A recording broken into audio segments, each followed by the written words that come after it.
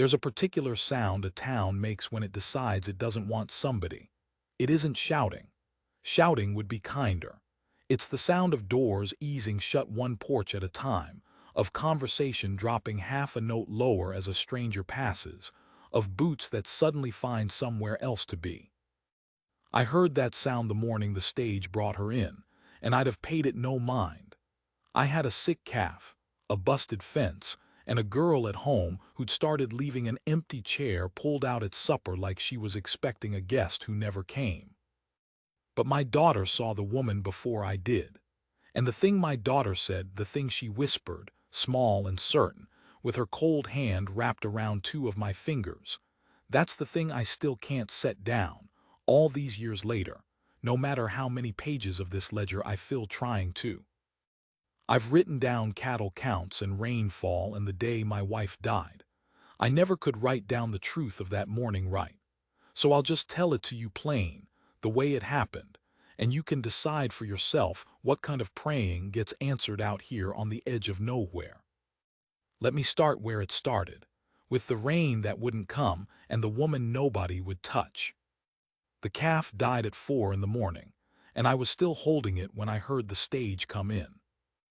I want to be honest about that because a man's supposed to say something noble happened first, that he looked up, that he felt some pull toward destiny.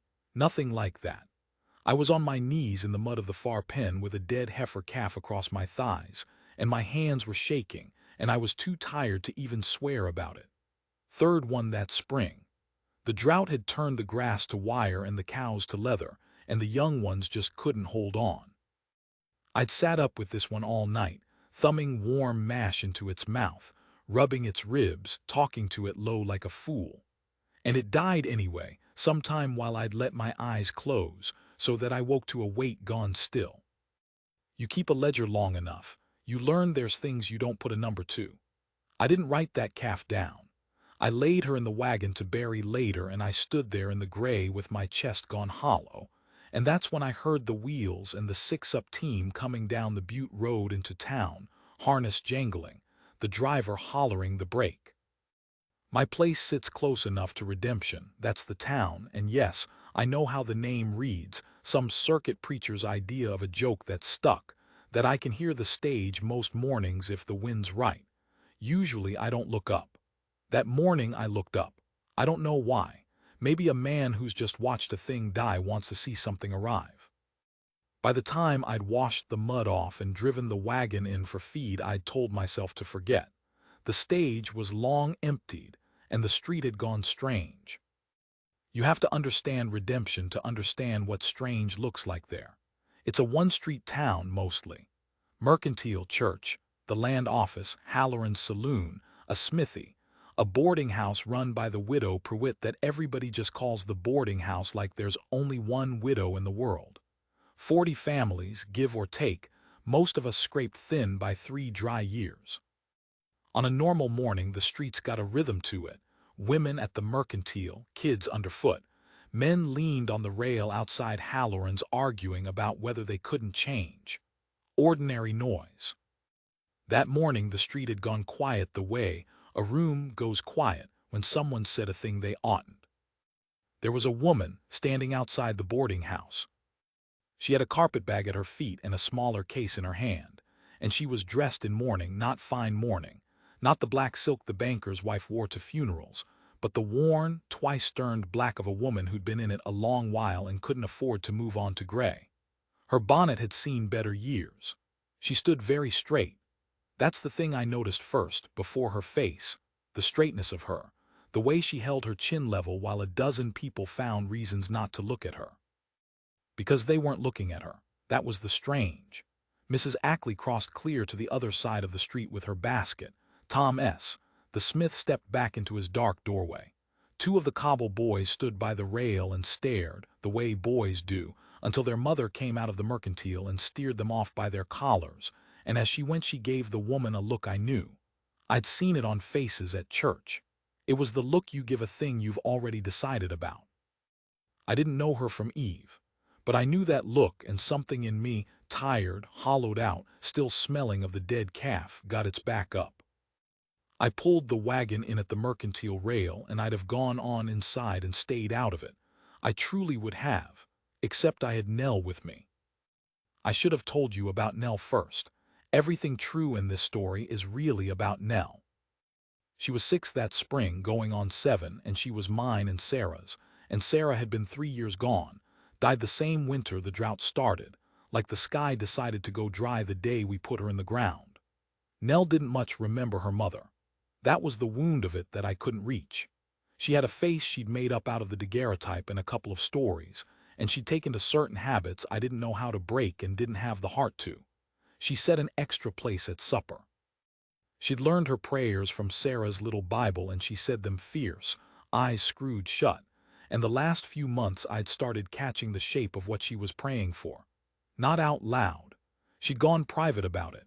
But I'd hear the tail end sometimes through the wall, and please, and I knew. A man can fail his child in 100 ways he can name and a few he can't. I could feed her, and I could teach her to ride, and I could sit up nights with a dead calf, but I could not, for the life of me, be the thing she was praying for. I'd stopped trying to tell her God didn't run a mail-order business in mothers. It seemed cruel, and anyway I wasn't sure I believed it enough to make it stick. So Nell was on the wagon seat beside me, swinging her boots, when we pulled in, and the whole street was pretending not to see the woman in black. And Nell went still. I've spent years trying to describe how a child goes still. It isn't like a grown person. It's total. Her boots quit swinging mid-swing. Her whole small body turned toward that woman like a compass needle finding north, and she didn't say anything for a long moment, and then she reached over and took hold of 2 of my fingers with her cold little hand, and she said, not loud, just to me, just under all that quiet, "Papa, there she is." Like she'd been waiting, like the woman was late. I looked down at my girl, and I looked back at the woman in black, who had just then turned her head, feeling us maybe, the way you feel a stare. And for a second the 3 of us made a triangle across that dead quiet street. The shunned woman, my waiting child, and me in the middle not understanding a thing. The woman's eyes went to Nell, and something moved across her face that she caught and put away fast, but I saw it. It was the look of somebody who has learned not to want things, watching a small person want them anyway. It was terrible, and it was tender, and it was gone. Then the boarding house door opened, and Widow Pruitt came out onto the porch, folded her arms over her apron, and said, loud enough for the street, "I've no rooms." Everyone heard it. Everyone had known it was coming. The woman in black didn't flinch. The gentleman at the land office said, "Then let the gentleman at the land office put you up," Pruitt said, and went back inside and shut her door, and that was the sound I told you about at the start. That easing shut, multiplied down the whole street. I sat there on my wagon. I want to be honest again. Half of me was already reaching for the reins. It wasn't my business. I had a dead calf to bury and a fence down in the west section, and 100 head of cattle turning to leather on grass that had turned to wire, and the last thing a widowed rancher with a motherless girl needs is to take up the town's newest quarrel. That's the arithmetic I ran. I ran it fast and clean. And then Nell said, in that same quiet, certain voice, "She doesn't have anywhere to go." Not a question, not a plea. My daughter just laid the plain fact down in front of me like she was setting a stone on a scale, and then she looked up at me, and I understood that whatever I did in the next minute she was going to remember for the whole rest of her life. She was going to learn something about the world from it, and about me, and there wasn't any way to not teach her. Doing nothing teaches too. I climbed down off the wagon. Her name was Marguerite Vance. She told me that much standing outside the mercantile while half the town watched from behind glass, and she told it the way you hand over papers at a checkpoint, flat, ready to be doubted. "I don't need charity," she said before I'd said anything past my own name. "I was told there was honest work in a town this size. A woman who can cook, keep books, teach letters. I've done all 3. She had a low voice, careful, with the edges of somewhere back east worn down by hard travel. "If I've been told wrong, I'll wait for the next stage." Next stage is Thursday, I said. It's Monday. Something ticked in her jaw. She'd known that. She'd known it and got off anyway, which told me she hadn't had much choice about where she landed. I'm not a smooth talker. Sarah used to say I courted her by fixing her father's gate and standing around till somebody thought to feed me. So I did the only thing I knew, which was be plain. Ma'am, I don't know what you did to earn all this. I nodded at the street, the shut doors. And I'm not asking. I've got a dead calf to bury and I'm short a hand and I'm short a cook worse than that, on account of I'm the cook and I'm terrible. My girl and I've got a place 2 miles out. There's a room off the kitchen was meant for a hired hand we never could keep. It's honest work. Hard. You'd earn it. I heard the whole street not breathing. Marguerite Vance looked at me the way you'd look at a bridge you weren't sure would hold. You don't know me. No, ma'am. They do. She didn't look at the doors. She didn't have to. You'd want to ask them why before you take a stranger to your daughter.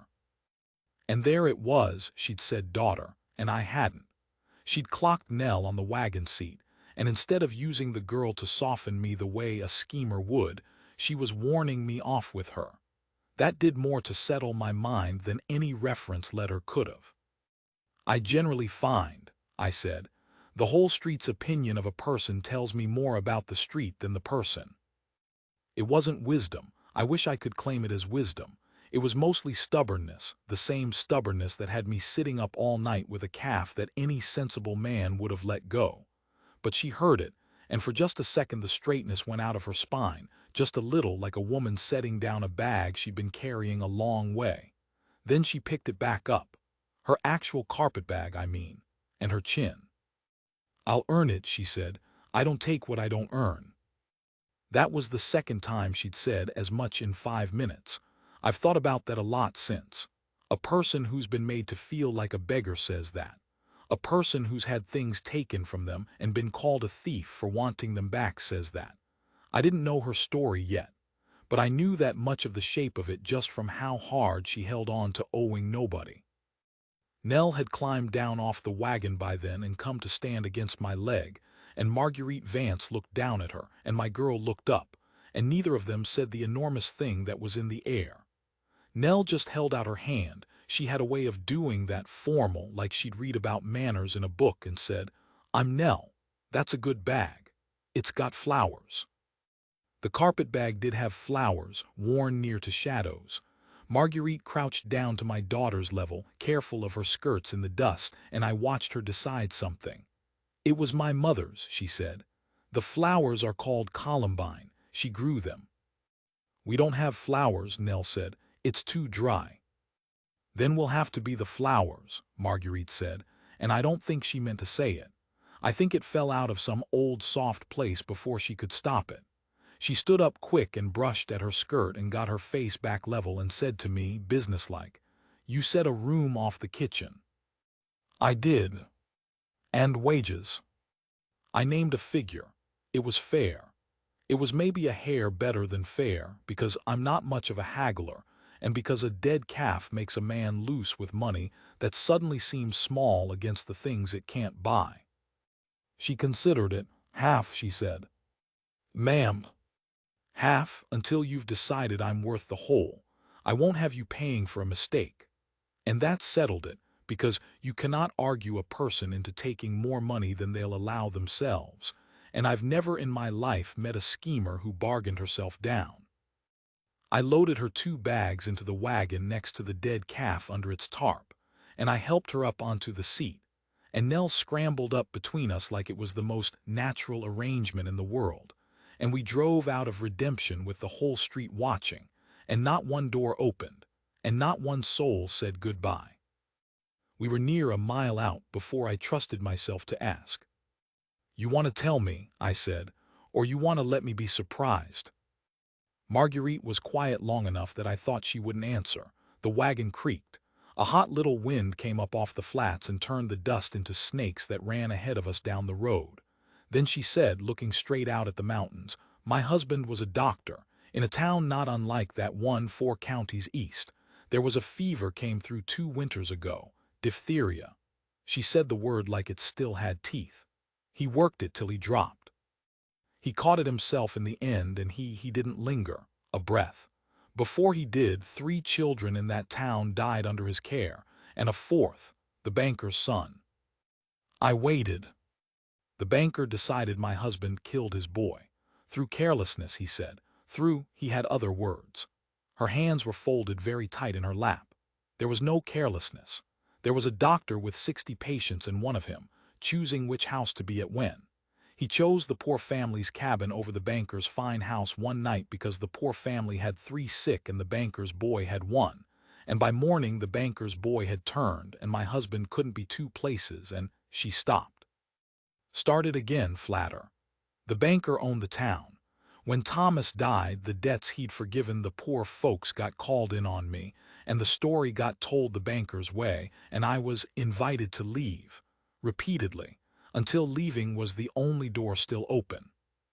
So you've been running 4 counties of the banker's story. It travels faster than I do, she said. It got to redemption on last week's stage. I got here on this one. A dry, terrible little sound that wasn't a laugh. I'm always a week behind my own reputation. Nell had gone quiet between us, listening in the way children do to things they don't fully follow but feel the weather of. She reached over and, without asking, put her small hand flat on top of Marguerite's tight-folded ones. Marguerite went rigid. I saw it, the whole body's flinch of a person who has trained herself not to be touched because being touched had come to mean being about to be hurt. For a second, I thought she'd pull away, and I'd have lost whatever fragile thing was building in that wagon. She didn't pull away. She turned her hand over under my daughter's slow, like a woman moving through deep water, and she let Nell hold it. Nobody said anything the rest of the way home. The mountains came up blue and dry. A hawk hung over the flats. And I drove my wagon with a dead calf in the back and a shunned woman on the seat, and my motherless daughter between us, holding on to a stranger's hand like she'd found something she'd lost before she was old enough to know it was gone. And I thought, God help me. I actually thought it in those words. The whole street can't be wrong and the whole street can't be right, and I have just made a decision I cannot take back. I didn't know the half of it yet. The first supper was a small disaster and the making of everything. I'd meant to show her the kitchen and let her be, give her the evening to settle. But I made the mistake of trying to prove I wasn't helpless by frying up the last of the salt pork myself, and I burned it, the way I burn most things, and the smoke set Nell to coughing and the whole kitchen to hazing blue, and I stood there with a ruined skillet feeling like exactly the kind of man who can't keep a hired hand or a wife or a calf alive, and Marguerite Vance, who'd been standing very still and polite by the door of the little room off the kitchen, crossed the floor without a word and took the skillet out of my hand. Sit, she said. It wasn't unkind. It was the first order she'd given, and it landed with the ease of a woman who'd run a doctor's house through a plague. I sat. Nell climbed up beside me and watched. Marguerite Vance took stock of my sorry pantry in about a minute. I keep a careful ledger of the stores, so I know exactly how little there was. Flour and beans and the burnt pork and some withered onions and a crock of drippings and not much else. And out of that nothing she made us a supper. It wasn't fancy. It was fried mush and beans done up with the onion, and a little of the drippings and something else. Some green thing she'd pulled from her small case. A twist of dried herbs she'd carried 4 counties, and she crumbled a pinch of it in and the whole kitchen changed. That's the only way I can say it. The smell changed, and the room changed, and Nell stopped coughing and leaned forward, and I watched my daughter's face do a thing I hadn't seen it do in 3 years. She looked content. Not happy exactly, deeper than happy, settled, the look of a child who has been braced against the world without knowing she was braced, letting go a notch. Marguerite set the plates down and stood back like she was waiting to be judged. Nell picked up her fork. Then she stopped. She got down off her chair, the extra chair, I realized, the empty one she always pulled out. She'd sat herself there without either of us noticing. And she went to the drawer where we kept the everyday things, and she took out a 4th plate and 4th fork, and she carried them to the empty place that wasn't empty anymore, and she set them in front of Marguerite, and she said, "You have to sit down too. Papa forgets. You have to sit down when it's supper." The whole 3 years of that empty chair. That's what Nell had been keeping it for. Not for the mother she remembered, she barely remembered, but for the mother she was waiting on. She'd set that place every night the way you leave a lamp in a window. Marguerite Vance looked at that plate. She looked at the empty chair that my daughter had been guarding. And whatever she'd taught herself out on those 4 hard counties, whatever wall she'd built brick by brick to get her chin to stay level in front of a street full of shut doors, I watched it go. Not dramatic. She didn't weep. She just put one hand on the back of that chair to steady herself, and she sat down in it slow, and she looked across the table at me with her eyes gone bright and helpless, and I looked back, and neither of us had one single word. Nell climbed back up, satisfied, and ate her supper. Later, after I'd carried the plates out and Nell was down and Marguerite had gone into the little room and shut the door soft, I stood out on the porch a long time in the dark. The night was hot and dry and full of stars, more stars than a person can rightly stand to look at. Somewhere out on the flats a coyote was making its lonesome case, and I stood there with my ledger in my hand, meaning to write the day down, the calf, the stage, the woman, the wages, and I found I couldn't. I couldn't turn any of it into a number or even a clean sentence. So I wrote just the one line, the only thing I was sure of, and I've kept it all these years, and I'll copy it here exactly as it stands. Girls set the 4th place tonight. Somebody sat in it. I didn't yet know what the town would do when it found out where the widow had gone. I didn't know the banker's story had a longer reach than 4 counties, or that a man like that doesn't lose track of the woman he decided to ruin. I didn't know that the hardest choice of my life was still 2 weeks off, waiting for me out on the Butte Road in a cloud of dust. That first night, I only knew the smell of dried herbs still in the kitchen, and the quiet of a shut door that had a person behind it who hadn't had a door of her own in 2 years, and my daughter asleep down the hall who had, for the first time since her mother went into the ground, forgotten to say the private half of her prayers, the and please, because the thing she'd been asking for was, that night, under our roof. I stood on the porch till the coyote quit. Then I went in and I looked at the light under the little room's door, still burning late, and I thought about knocking, and I didn't, and that was right, and I went to bed.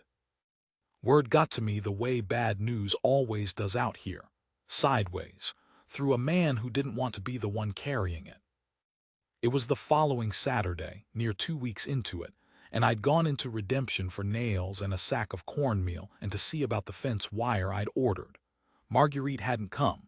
She'd stopped coming the 2nd week without either of us discussing it. She'd send her list and I'd fill it, and I understood without being told that she was sparing us both the sight of the doors. Nell rode in with me, though. Nell wanted to pick the ribbon. I should say something about the 2 weeks, because they were the best 2 weeks of my life, and I didn't have the sense to know it while they were happening. A house runs different with a woman in it who knows how. I don't mean the cooking, though God knows the cooking. I mean the way a house stops being a place you're camped in and starts being a place you live. Marguerite Vance had my sorry pantry rendering more meals than I'd have believed the stores could hold. I keep the ledger. I know to the ounce what we had, and she stretched it like it was loaves and fishes. She patched Nell's dresses so they looked new. She took my books. I'd let the ranch accounts go to a snarl after Sarah, just a shoebox of receipts and my rough ledger. And she sat up 2 nights with a pencil and made them make sense, and she found me $40 I'd been paying twice on a feed account, and she pushed the paper across the table to me flat, the way she did everything, no fuss here, this is yours, I found it, take it. And Nell had changed the way ground changes when the rain finally comes. You don't see it happen, you just look up one day and there's green where there was dust. She followed Marguerite room to room. She'd taken to calling her Miss Marg, which Marguerite had allowed with a carefulness I understood, not Mama, not yet, maybe not ever, a name that let them both keep a hand on the door. Nell had quit setting the 4th place because there wasn't a need. The 4th place had a person in it. She'd started sleeping through. No more of the private praying through the wall. And one evening I'd come in from the west section and heard the two of them in the kitchen, and I'd stopped in the dark of the yard just to listen, because Marguerite was teaching my daughter a song, some low thing, an old one, a lullaby maybe from back east, and Nell was singing it back wrong and laughing, and Marguerite was laughing too, quiet, and I stood out there in the dark with a coil of wire over my shoulder, and I could not make myself go in and end it. I want that on the page. Before I tell the rest, I want it written down that there were 2 weeks when the three of us were happy, and I knew it, standing in the dark, I knew. Now Saturday. I was loading the wagon outside the mercantile when Ezra Cobble came out and stood by the tailgate turning his hat in his hands. Ezra's a decent man, a hand-to-mouth farmer with those 2 boys I mentioned, and he owed me a plowshare I'd lent him last spring, so he had reasons to be square with me and reasons to be uneasy. He looked at the nails I was loading and he looked up the street and he said, "You know what they're saying." "I generally don't," I said. "I find it saves time." "About the woman." He kept his voice down. Nell was up on the seat, but she had ears like a jackrabbit and Ezra knew it. "The one you got out at your place. Her name's Mrs. Vance." Ezra winced. Names make things harder, that's why the town hadn't been using hers. "There was a man came through Thursday's stage," he said. "Land speculator called himself, buying up dry sections cheap, folks that are ready to quit, but he was asking questions weren't about land." He turned the hat another quarter turn. "Asking after a doctor's widow. Vance had her described, he lowered his voice further, had a paper on her, showed it around Halloran's, said she left debts back east. Said there was money owed and a warrant maybe, or could be, if the right people got asked." The street noise went far away for a second. I made myself keep loading nails. "A warrant." He didn't rightly say warrant, he said it careful, said obligations. Said the man she owed was a Christian man who only wanted what was fair and would be grateful to know where she'd got to. Ezra looked sick saying it. He left a card. Halloran's got it behind the bar. Says there's a reward for word of her whereabouts. $20. $20. In a town where the drought had folks selling their breeding stock to buy flour, $20 for a widow's whereabouts. I did the arithmetic on that the way I do arithmetic on everything, cold and fast, and I did not like the sum. 40 families, most of them a bad month from ruin, and a stranger with $20 asking one small, easy question. "Who's he staying with?" I said. "Boarding house." Ezra almost smiled at that, a bad smile. Pruitt gave him her best room. Funny how there's rooms all of a sudden. I paid for my nails. I bought Nell her ribbon, she picked a green one, said it was the color of Miss Marg's herbs, and I drove us home slow, thinking the whole way, and I didn't tell Nell a thing, and she knew something was wrong anyhow, the way she always knew, and she leaned against my arm the last mile and didn't chatter. I didn't tell Marguerite that night either. I want to be honest about my cowardice. I sat at her good supper, and I let her tell me about the calves. She'd taken over the sick pen. Turned out a doctor's wife knows more about keeping a weak thing alive than a whole county of cowmen, and we hadn't lost one since she came. Not one. And I looked at her across the table with the lamplight on her face, and I could not make my mouth form the words, "There's a man in town with a paper on you and a price on your whereabouts," because saying it would end the 2 weeks. And I was a coward about the 2 weeks. I'd have paid a great deal to have one more. She knew anyway, not the details, but she watched me not talking the same way Nell had, and after Nell was down she stood at the sink with her back to me a long while, and then she said without turning, "Somebody's come." It wasn't a question either. She had the same trick as her daughter. I'd started thinking of Nell as her daughter, God help me, 2 weeks in, of laying the true thing down flat and letting it sit. "A man," I said, "calling himself a speculator, asking after you. There's a card behind the bar at Halloran's, $20 for word of where you are." Her hands went still in the dishwater. She didn't turn around. When she spoke her voice was very level, the checkpoint voice, the one from the first day. "His name is Prine, Tall, sandy, missing the tip of one finger, the left, I think. He'll have papers that look official and aren't. He works for Aldous Crane. She said the banker's name like she was reading it off a stone. Crane doesn't want the money I supposedly owe. There isn't any money. Crane wants me gone from wherever I land permanently, because as long as I'm somewhere being fed and housed and looked at kindly, the story he told about Thomas has a hole in it. A monster's widow doesn't get taken in. So he needs me to be the monster's widow everywhere I go. It's cheaper than the truth. How long's he been doing this? 2 years. Now she turned. Her face was dry, but it was the driest kind of dry, the kind that costs. I've been run out of 6 towns, mister. She'd never once used my given name. I realized standing there she'd been keeping that door shut too. 6. I've learned the shape of it. Prine comes, Prine talks, and inside a week the town remembers it's easier to be rid of me than to face down a man with money and a warrant that might be real. And I go. I've always gone. She dried her hands on her apron, slow, deliberate. I'll go Thursday, on the stage. I won't have you and the girl in the middle of it. No, I said. I hadn't planned to say it. It came up out of the same place as the burnt pork stubbornness, the same place as sitting all night with a doomed calf. But once it was out, I found I meant it down to the ground. No, I said again. You'll not run out of a 7th town over a lie, not this one. You don't understand what he does. Then tell me. He ruins people. Her voice cracked on it, first crack I'd heard from her. Not me, you. He'll find what you owe and buy the paper on it and call it in. He'll make it so the men who lend you feed money don't.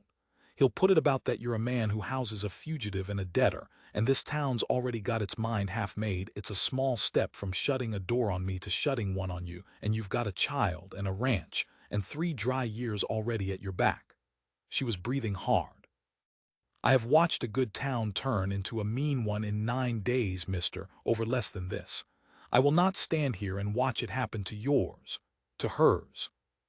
And there it was, she'd done it again, the thing she'd done the first day on the street. Warned me off using the very thing she cared about. She was trying to protect Nell from the fallout of loving her. She'd rather leave and break my daughter's heart clean than stay and risk it breaking slow, under a whole town's weight. I understood her then better than I'd understood anybody in a long time, and I understood that she was probably right about the arithmetic. Crane could likely do every ugly thing she'd named. $20 had already turned Prewitt's no rooms into a best room. Money like that, patient like that, it finds the give in a poor town the way water finds the crack in a wall. She was right, and I was going to tell her no anyway. But I didn't get to that night, because Nell was standing in the hall doorway in her nightdress with Sarah's little Bible held against her chest, and she'd heard enough. She always heard enough, and she said, in a voice gone thin and terrible, "You're going away." The next morning I rode into town alone, before light, and I did a foolish thing. I went to Halloran's before it opened, and I got Halloran to let me in, and I asked to see the card behind the bar. Halloran's an old friend as much as anybody's, and he didn't want to show it me, which told me plenty, but he showed it. It was a good card. Heavy stock printed proper, A. Crane, ESQ. Recovery of OBLIGATIONS, discretion assured. And under it, in a fresh clerk's hand, the reward and the man Prine's name, and a line I've never forgotten because it was so smooth and so filthy. The party sought is not to be alarmed. Kind treatment is requested. Inquiries only. Kind treatment is requested. He wanted the town to be gentle with her right up until it handed her over. He wanted her to feel almost safe. That was the cruelty of it laid bare. Crane understood that the surest way to run a person out is to let a place be warm to them just long enough that leaving feels like it's their own idea, their own failure, before you close the trap. I put the card down. And I'll tell you what turned in me reading that line. It wasn't rage exactly. It was recognition, because I'd been that town. 2 weeks back I'd sat on my wagon and run the cold arithmetic and near enough drove off. The only reason I hadn't was a 6-year-old's hand around 2 of my fingers. Crane was betting his whole trade on there being no such hand in any given town. On everybody running the arithmetic, I'd run and getting the sensible answer. I found Prine at breakfast in the boarding house. I hadn't planned to. I'd meant to look at the card and go home and think. But he was there in the front window with a plate of eggs, real eggs, I noted, that Pruitt hadn't offered me in 3 years. And he was exactly as she described, sandy and tall and the left forefinger ending short at the first knuckle. And he saw me looking and he smiled like we were about to be friends. "You'll be the rancher," he said, easy. "Word travels, sit, sit. Mrs. Pruitt, a cup for the gentleman." I didn't sit. "You're asking after a woman." "I'm assisting a client recover what he's owed." He forked up egg. "Sad business. Doctor's widow left a trail of debts and worse. I don't judge, desperate people do desperate things. My client's a forgiving man. He only wants her found and the matter settled. There's a consideration for anyone who helps." The smile again. "Even a consideration for the woman herself if she'd come in quiet.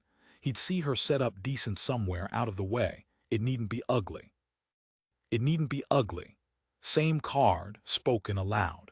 I understood that this was a man who had made ugliness his whole living and had learned to wrap every word of it in a blanket. "And if she's already found," I said, "and she's not owing anybody anything, and there's no warrant, just a rich man's grudge and a printed card." Prine set down his fork. The smile stayed, but the eyes behind it went flat and working, doing their own arithmetic. "Now that," he said pleasantly, "would be a shame, because a man who housed her, knowing all that, a man like that could find himself owing things he didn't know he owed. Old debts have a way of getting bought up and moving to a new hand. A feed account, say. A note on some stock. My client has correspondence everywhere, friend.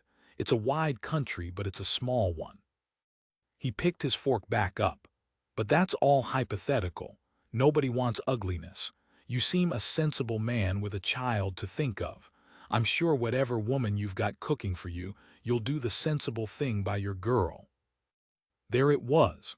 The whole trap in 2 sentences, and my daughter set right in the jaws of it as the reason I ought to spring it myself. I left without threatening him. That's the one thing I'm proud of about that morning. I didn't say a hot word I'd have to make good on. I just looked at him long enough that he stopped eating, and then I left, and I rode home the long way. Out past the burying ground where Sarah is, and I stopped there a while, which I don't do much because it doesn't do much good. I'll tell you what I said to her standing there. It wasn't a prayer exactly. I said, "There's a woman at the house doing right by our girl, and the whole world's arranged to take her back off us, and I don't know as I'm strong enough to hold on to her, and I don't know as I've got the right to try if it ruins Nell to fail." And the wind moved the dry grass and didn't answer, the way it doesn't, and I got back on my horse. Halfway home I made the wrong decision. I want to be honest about that too, because this isn't a story where the man is wise. I decided the sensible thing. I decided Marguerite was right and Prine was right and the arithmetic was the arithmetic. That I'd give her money for the journey, real money, the $40 she'd found me and more. And I'd send her somewhere far west, past Crane's Reach if there was such a place. And I'd protect Nell from the whole ugly business by making the parting quick and clean and calling it kindness. I built the whole plan riding home. I even felt noble about it. Sacrifice usually feels noble from the inside. That's the trick of the cheap kind. I got home with my noble, cowardly plan all built, and I found the house empty. Not empty of everything, empty of them. The kitchen was clean and cold. There was bread rising under a cloth, so they hadn't gone long. But the wagon was gone from the yard and the mare with it, and Nell's coat was off its peg, and I stood in my own kitchen with my heart going like a trapped bird, and I could not think. Then I saw the note on the table, in Marguerite's careful hand, weighted under the salt cellar. "Gone to town to end this myself. Don't follow. She wouldn't stay behind and I couldn't leave her here alone. I'll keep her safe whatever comes. This is mine to finish, not yours to lose everything over. M.V." She'd taken Nell to town, to Prine, to end it herself, which meant, I understood cold, to give herself up. To walk into Halloran's and stand in front of the card with her name on it and say, "Here I am, take me, and leave these people be." She'd figured Crane's man would want the catch more than he'd want to punish the town that housed her, and she was buying my ranch and my daughter's world back with the only thing she had left to spend, which was herself. And she'd taken Nell because Nell wouldn't be left, and because I saw this last part and it near put me on the floor, because she didn't trust herself to be able to walk into that trap and stay walked in if she left my girl behind. She needed Nell there. Nell was the thing that would keep her feet moving forward into the worst room in the county. She was going to let my daughter watch her be taken, because it was the only way she could make herself go. I have never in my life gotten a horse saddled faster. I don't even remember doing it. I remember the road, and the mare's tracks and the wagons, fresh, and I remember standing in the stirrups and cursing the 2 miles into town, and I remember the exact moment I came over the last rise, and saw the wagon stop dead in the middle of the Butte Road, a half-mile shy of redemption, and figures around it, and dust, and I could not tell from that distance whether what I was looking at was the worst thing or only nearly. There was the wagon. There was Prine's rented buggy pulled across the road to block it. There was Prine standing in the road with his coat open. There was Marguerite down off the wagon seat, standing very straight in her twice-sterned black chin level, doing the things she'd taught herself to do. And there was Nell. There was my Nell, not up on the wagon where she should have been, but down in the road, standing in front of Marguerite, in front of her, 6 years old with her arms out to the sides like a fence, like a scarecrow, like the only thing in the whole dry world standing between that woman and the man who'd come to take her. And I was still a quarter-mile off, coming hard, close enough now to see and not near enough to do one single thing about it. And I heard my daughter's voice come thin and high across the flats, and what she was saying, what she said to that man, over and over, the way she used to say the private half of her prayers through the wall. I'll tell you what she said, but not here. My hand's not steady enough to write it and the light's going and some things you have to come to slow. She had her arms out. She was so small in that road. And I was still too far. A quarter-mile is a long way when it's the wrong quarter-mile. I've done arithmetic on distance my whole life. How far to water? How far to the far pen? How many minutes of daylight left to mend a fence? That morning I did the cruelest sum of my life at a dead gallop. The mare could close a quarter-mile in maybe 40 seconds over flat ground, and a man like Prine could do a great deal of harm in 40 seconds, and there was not one thing I could do to make the mare go faster than she was already going, which was faster than a sane man rides. So I did the only thing left. I hollered. I put everything I had into it, and I threw my voice down that road ahead of me like it could get there before my body could. I don't know if they heard me. The wind was wrong. What I could see coming on was this. Prine had one hand up, easy, placating, the it needn't be ugly hand, and he was saying something to Marguerite over the top of my daughter's outstretched arms, and Marguerite had her hands on Nell's shoulders trying to draw her back and behind, and Nell would not be drawn. My girl had set her boots in that road and gone still in the way I told you about at the very start, the total compass needle stillness, except this time it wasn't toward something. It was against. And she was talking.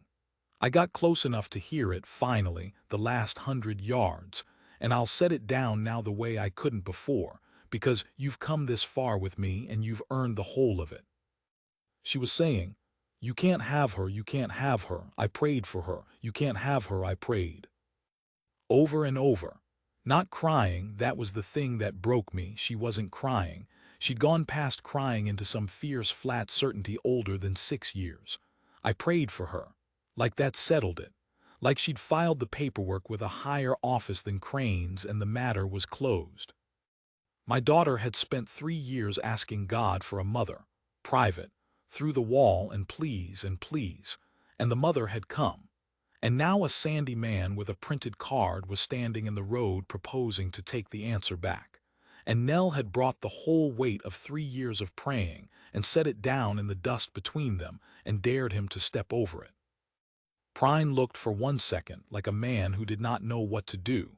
He dealt in grown people's arithmetic, debts and fear, and $20 finding the crack in a poor town. He did not have a figure for this. A child in a road doing the sum a different way. Then he recovered, the way that kind does, and he crouched down to her level with his awful patient smile, and he said something low and reasonable, and he reached out his short-fingered hand toward her arm to move her gentle out of the way. Kind treatment is requested, and Marguerite made a sound I heard clear across the last of the distance. And I came off the mare before she'd fully stopped, and I was between them. I don't remember the ground. I remember I had Nell scooped up against my chest with one arm, and I remember I had put my body square in front of Marguerite, and I remember Prine straightening up slow with his hand still half out, and I remember I said, "Quiet," because I'd learned that morning that quiet carries the real threats. "You put a hand on my daughter." I was helping her out of the road, Prine said, smooth, but he'd stepped back. "Nobody wants. You keep saying nobody wants ugliness." I set Nell down behind me and I felt her fist take hold of the back of my shirt. "But you've built your whole living on it. You've run this woman out of 6 towns on a lie a rich man printed on a card. And now you're crouching down to move my 6-year-old out of your way so you can get at her. Look at where you are, mister. Look at what you're doing. You're an errand for a coward, standing in the middle of the road, reaching past a child." "There's a warrant," he started. "There's no warrant."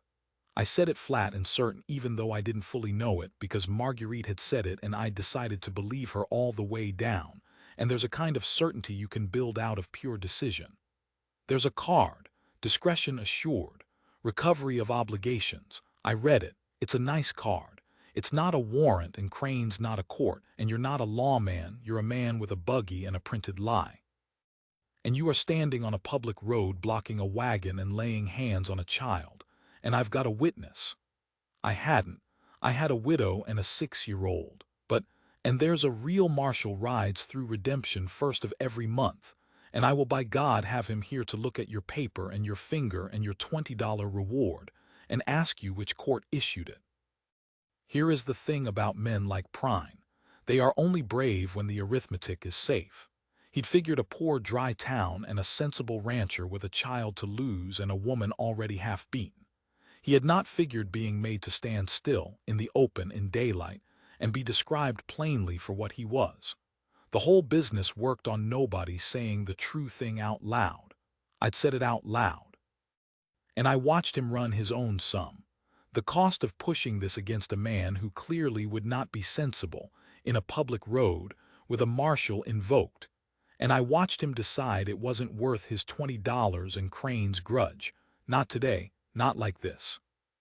But he had one card left and he played it, and it was the worst one, and I should have seen it coming. He looked past me at Marguerite and he said, gentle, ruinous, "I'll go, but you know how this ends, ma'am. You've done it 6 times. I'll go back and I'll write to Mr. Crane, and Mr. Crane will write to some men who hold paper in this county, and by fall this man's feed account and his stock note will belong to a stranger who calls them due all at once. And you'll leave anyway then, won't you, after you've cost him everything? You always do. That's the part you never tell them." He tipped his hat. "Kind treatment," he said, "was requested," and he climbed into his buggy and turned it and rode back toward town, unhurried, a man who'd lost the day and was confident of the year. And the terrible thing, the thing that made this a real choice and not a story, was that he was right. He could do every word of it. Marguerite had told me the same herself, in my kitchen, 2 nights back. Crane was patient and Crane was rich, and Crane's whole trade was exactly this. Not the sudden blow but the slow buying up, the paper changing hands. The town remembering it was easier to be rid of the trouble than to stand next to it. Prine could lose the road and still win the ranch. He'd said it plain and then he'd ridden off to go and do it. So there we were on the Butte Road in the settling dust, me, and the woman I'd put myself in front of, and my daughter with her fist in my shirt. Having won the only fight I could win, and both of us grown people knowing it changed nothing about the war. Marguerite spoke first. Her voice had gone very quiet and very final. "Now you see," she said. Now you understand why I have to go. He'll do it, not today, but he'll do it and you'll lose the ranch and Nell will lose the ranch and me both instead of just me. If I'm on Thursday's stage, there's nothing for him to buy up. He only ruins the ground I'm standing on. I take the ruin with me when I go. That's the only gift I've got left to give anybody. I take it with me. She wasn't performing. That was the awful part. She'd thought it through 6 towns deep, and it was true. Her going was the sensible thing, the arithmetic thing, the thing I'd built my own noble cowardly plan around not 4 hours earlier riding home from Sarah's grave. And I stood there in the road and I made the choice. The real one. The one I'd been circling the whole 2 weeks without knowing it was coming for me. I want to lay it out honest, the way I laid out the arithmetic, because the choice only means anything if you see both sides of it clear the way I had to. One side, let her go Thursday, keep the ranch, keep the 40 families' goodwill I could still maybe keep, protect Nell's whole world, the house, the land, the only home she'd known, by giving up the one thing she'd prayed for. Tell myself for the rest of my life that I'd sacrificed my own heart for my daughter's security. It was the responsible choice. Sarah would have understood it. Any sane man in the county would have called it right. The other side, keep her. Fight Crane. Watch a patient rich man buy up my debts and call them and very likely take the ranch anyway, and be left with nothing but a wagon and a girl, and a widow the whole county now had reason to shun harder, but be left with them. Bet everything I owned on the notion that the land was just dirt, and the thing that had happened in my kitchen these 2 weeks was not. Here's what decided it. It wasn't courage. I keep telling you I'm not the wise one in this story, and I mean it. It was Nell, still with her fist in my shirt, who let go of me and walked around in front of Marguerite and took her hand that same trick, holding out her formal little hand and taking hold, and looked up and said, "We can go too. If you have to go, we can just come. It's only the ranch." It's only the ranch, 6 years old. She'd done the arithmetic that neither of us grown fools could make ourselves do. She'd looked at the ground and looked at the person and known which one was dirt and which one wasn't. And I thought about the 4th place at the table. 3 years my girl had said it, waiting, and I'd let her, because I hadn't had the heart to tell her the world doesn't answer prayers like that. And the world had gone and answered it anyway, sideways, through a dead calf and a shut door and a stubborn streak I couldn't account for. And now here was a man proposing that the answer came with too high a price and I ought to send it back. I looked at Marguerite. "He can take the ranch," I said. "All right, let's say he can. What can he take?" She didn't understand. "He can buy paper," I said. "He can buy my feed note and my stock note and call them all due. Say he does. Say I lose every acre. What's the thing he can't buy up and call due?" I put my hand on Nell's head. "This, the table. Wherever the 3 of us set it up next, he can chase us off ground. He can't touch what's standing in this road. He spent 2 years thinking the ruin's in the dirt, and you've spent 2 years believing him, and you're both wrong. The ruin was never the ranch.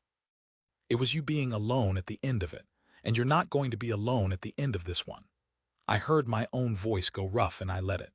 "So we'll fight him for the ranch, and maybe we'll lose it, and if we lose it we'll load the wagon and go find dirt he doesn't have paper on. But we'll go together, the 3 of us, and that's not a ruin, Marguerite. That's just a move. My girl's already worked it out. It's only the ranch." It was the first time I'd used her name. She stood there in the road in her twice-turned black with 2 years of running catching up to her all at once, and the straightness finally went out of her. Not collapsed. Just set down. The way you set down a bag you've carried so long you'd forgotten it was a choice to hold it. And she put her free hand up over her mouth, and Nell was still holding the other one, and I stepped in and put my arms around the both of them. And we stood in the middle of the Butte Road in the dust with a rented buggy shrinking toward town. 3 people the county had reasons to be rid of, and not one of us said the enormous thing, because it didn't need saying. It was just true now, standing in the road. I'll tell you the shape of what came after, though I won't tell all of it, because some of it's still going, and a man shouldn't write down the end of a story he's still inside of. We fought Crane. It cost. He did buy the feed note, and he did call it, And there was a bad autumn where I sold stock I didn't want to sell, and Marguerite worked the books past midnight finding pennies, and Nell learned that grown people can be frightened and go on anyway, which is a hard thing to learn at 7 and maybe a good one. The marshal did come through, first of the month, and he looked at the story and looked at Crane's paper and couldn't do much. Grudges aren't crimes. But he wrote a letter to a man he knew 4 counties east, and it turned out Thomas Vance had not been the only Dr. Crane had ruined the memory of, and a thing that starts to get written down starts, sometimes, to come apart. Slow. It's still coming apart.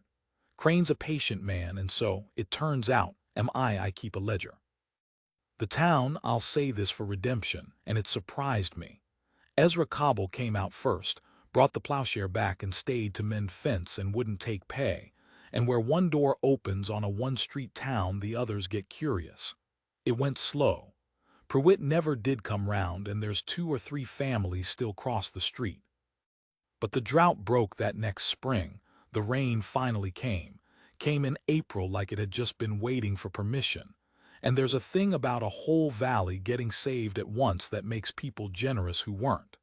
By the second summer, Marguerite was teaching letters to half the children in the county in our front room, the banker's son's story worn thin as her old mourning black. And one afternoon I looked out and saw Mrs. Ackley, who'd crossed the street that first morning, standing at our rail asking Marguerite's advice on a fever, because it had got around that the doctor's widow knew things, and I had to go into the barn a minute. Marguerite and I married the following fall. Quiet. In our own front room, no church, because the church still had opinions and we had stopped collecting them. Nell carried columbine. Marguerite had planted her mother's flowers along the south wall the first rain we got. Will have to be the flowers. She'd said that first day and then gone and made it literal, and my girl was so proud, walking those flowers up our own front room, that I've never in my life seen a face hold that much. I put it in the ledger. I'm not much for words, but I put down the day. And under it I copied out the one line I'd written that very first night, the only thing I'd been sure of, and I want to copy it here one last time because it turned out to be the truest thing I ever wrote. Girls set the 4th place tonight. Somebody sat in it. There's a thing I never told Marguerite, and I'll set it here instead, and maybe she'll read it someday when I'm gone and the ledger's hers. That first morning on the wagon seat, when Nell took my 2 fingers and said, "There she is," I've turned it over 1,000 times. A child that small, seeing a woman she'd never laid eyes on, in a street full of grown people who'd all decided against her, and knowing, I don't hold with easy miracles. I've buried too many calves. But I've never been able to make the arithmetic come out any way but one, and I've quit trying. My daughter prayed for a mother for 3 years, private, through the wall, and please and please. And one dry morning a stage came in, and the whole town looked away, and my little girl looked up. She saw the mother. I only saw the widow. It took me the rest of the road, and a man in a buggy, and near everything I owned, to catch up to what a 6-year-old knew at a glance. The rain came in April. The flowers came the spring after. Nell's grown now near enough, and there's a young man been fixing our gate lately and standing around till somebody feeds him, and I know exactly what that is, and Marguerite knows, and we don't say. Some evenings the 2 of us sit out on the porch after supper, and the coyotes make their lonesome case out on the flats the way they always have, except it isn't lonesome anymore. It's just the sound the night makes, and she'll put her hand over on the arm of my chair, and I'll